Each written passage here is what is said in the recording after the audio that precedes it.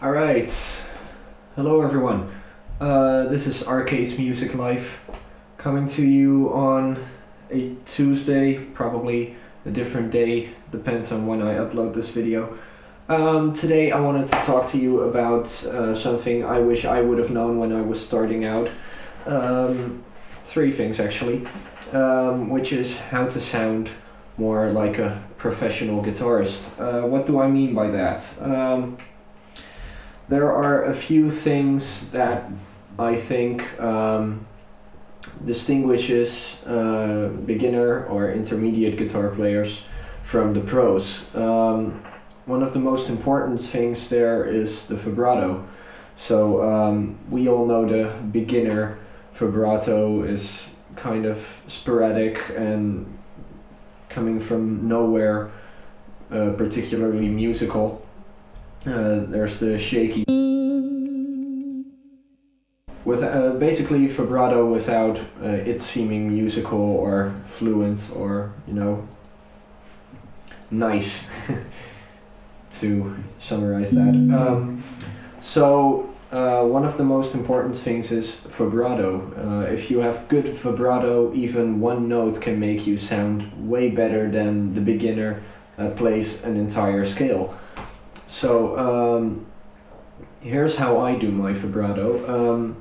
I look at the song. What does the song need? There are songs that need little to no vibrato, or at least a very subtle vibrato, like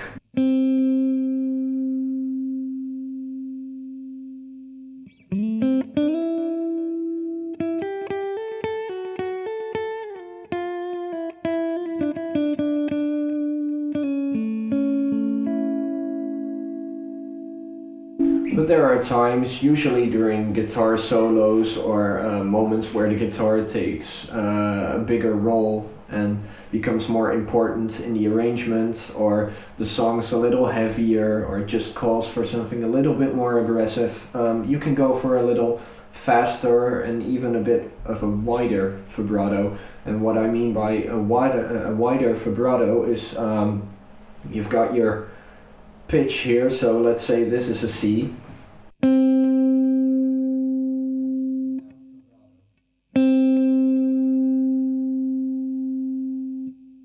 If I'm talking about a narrow or small vibrato, I am basically saying that the difference in pitch of the static note, so in this case the C, is very minimal. So we're just going to go slightly above it instead of crazy above it, like the Zakk Wylde kind of thing.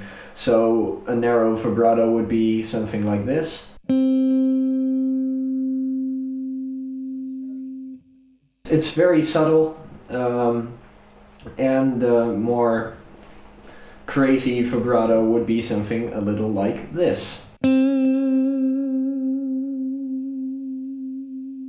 Now if I do that wide vibrato slowly, you'll notice I'm almost getting to the semitone bend, so I'm almost turning the C into a C sharp. Listen.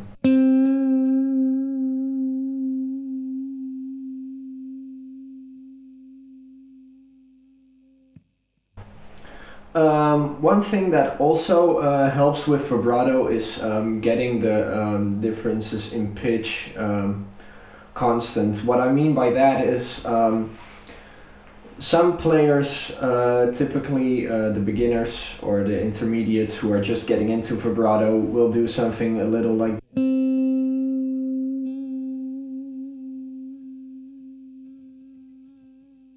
it's very irregular, and what I would go for typically, whether it's playing a solo or chords like this, is to try and keep the notes changing at a solid pace. So I'm always changing the pitch around a certain time interval. So my vibrato is very regular. Almost to the beat of the music. So if we've got something that goes like, let's say 1, 2, 3, 4,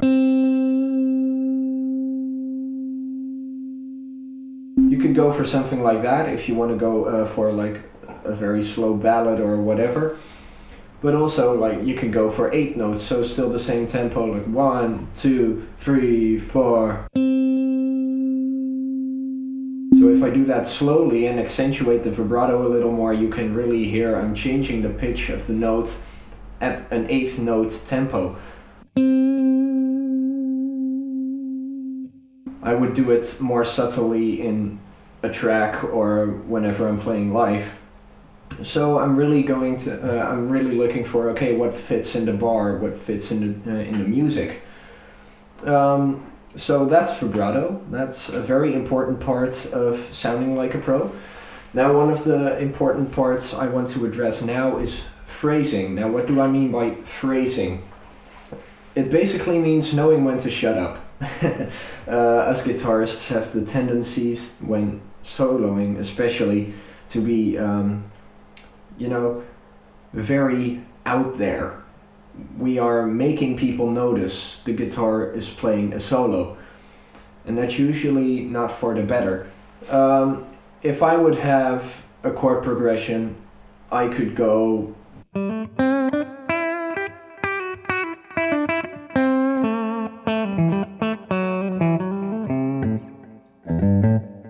I could do that, or I could do the beginner way. It's like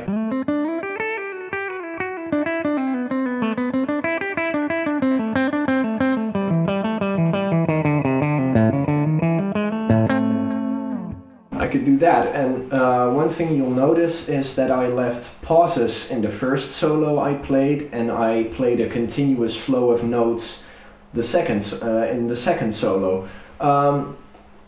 A great thing that pausing between phrases, like look at them like sentences. This is a sentence. And then you can follow up on that sentence by going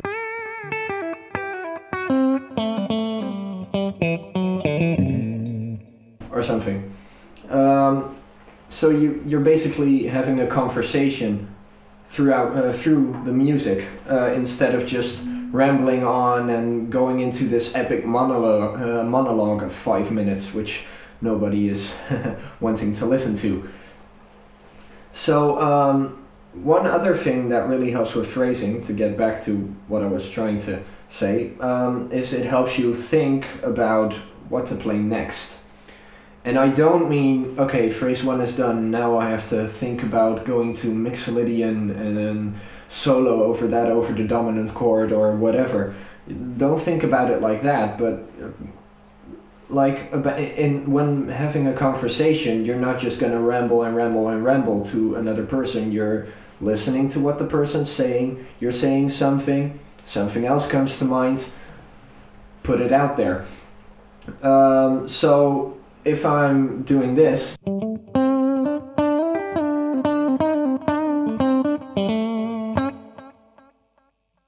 okay, that phrase is done. Let's find something else to say. Let's do something exotic, so we can go like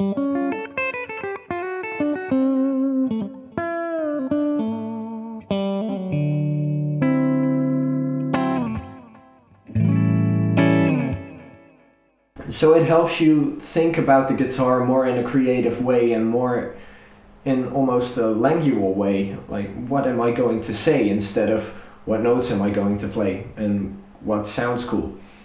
You're really thinking about, okay, what emotion should I convey next? I could go for a very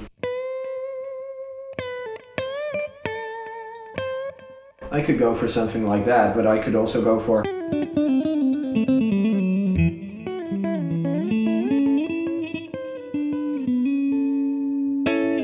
or something, whatever. But it really helps you think about what to play. So that's why I encourage guitarists to shut up once in a while. Third thing, and this is something that really grinds my gears when I don't hear it in a piece of music. Insert the Family Guy meme. It's dynamics. So what do I mean by dynamics? It can be explained in a very simple way. It's basically how loud you are in the context of the music, you're playing. So I like to think about the guitar as something like a human voice. Not every word I say is at the same level of volume, because otherwise my speech would sound dull and uncomforting. So, or uncomfortable, whatever. So I really like dynamics. Play with how loud do I want certain notes to be? What do I want to draw attention to when I play a solo? What do I want the listener to look out for in my solo? If I'm going like...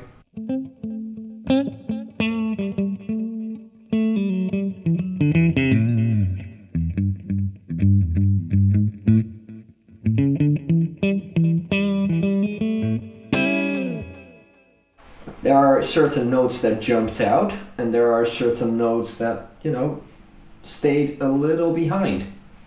So that creates the idea of ebb and flow. It basically pulls the listener towards you, or it pushes them away from you, which gives the solo a very organic feel. Of course, when you play with high gain, that sense of dynamic will kind of be lost, as in you won't get a big difference in volume, but you will get a difference in sound, especially if you've got pedals that react like amplifiers, or you're using the amplifier distortion on your guitar amp. So one thing that links to that in a very beautiful way is having the gain not all the way up. It doesn't get you heard, it doesn't get you to sound great, it will only mess up your playing. If I play with my Angry Charlie overdrive, which is more like a distortion instead of an overdrive, I set the gain low. It's below 12 o'clock. And why do I do that? Even on high gain sounds, which sound really cool for like the rock stuff, I still want to be able to lighten up the touch of my picking hand and get a more refined, clean tone out of it. Now the tone won't be perfectly clean. I can demonstrate. So what you're hearing now is an Angry Charlie overdrive by JHS. I highly recommend those pedals. I'm on the bridge pickup, which is also a lower output pickup, again to get more dynamic range out of the guitar. Everything in my guitar rig is based around dynamics, and I'll give a small demonstration of how that would work. So this is the volume all the way up.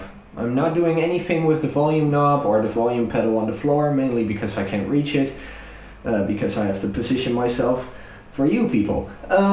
So this is basically how my lead sound works and sounds.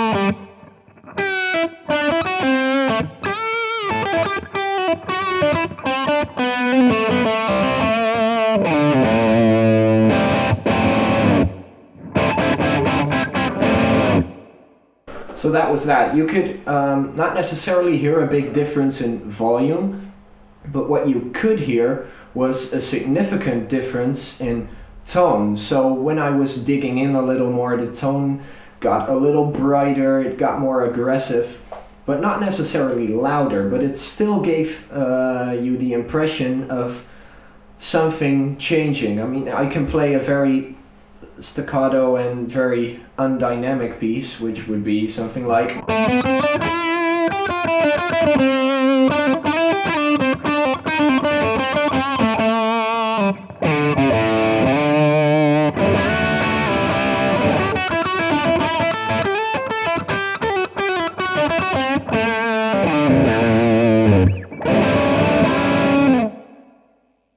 which sounded a little less exciting. I mean, sometimes you need to go to 11. Sometimes it just calls for being guitar hero extraordinaire and shredding and whatnot, and you are allowed to be a little obnoxious and loud, but don't overdo it.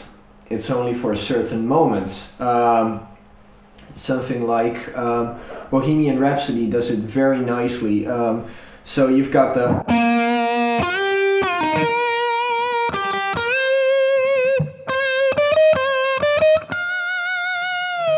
And And here comes the Guitar Hero moment.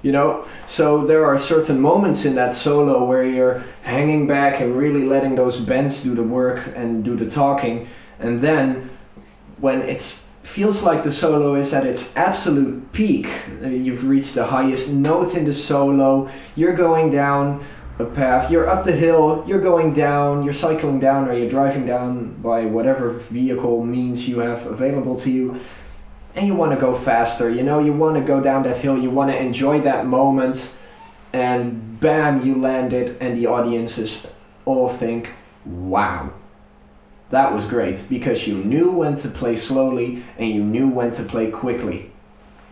And that's a very big difference in guitar tone as well as dynamic. So I think the 3 points I wanted to make about guitar playing sounding professional turned into 4. So there's my advice for you people.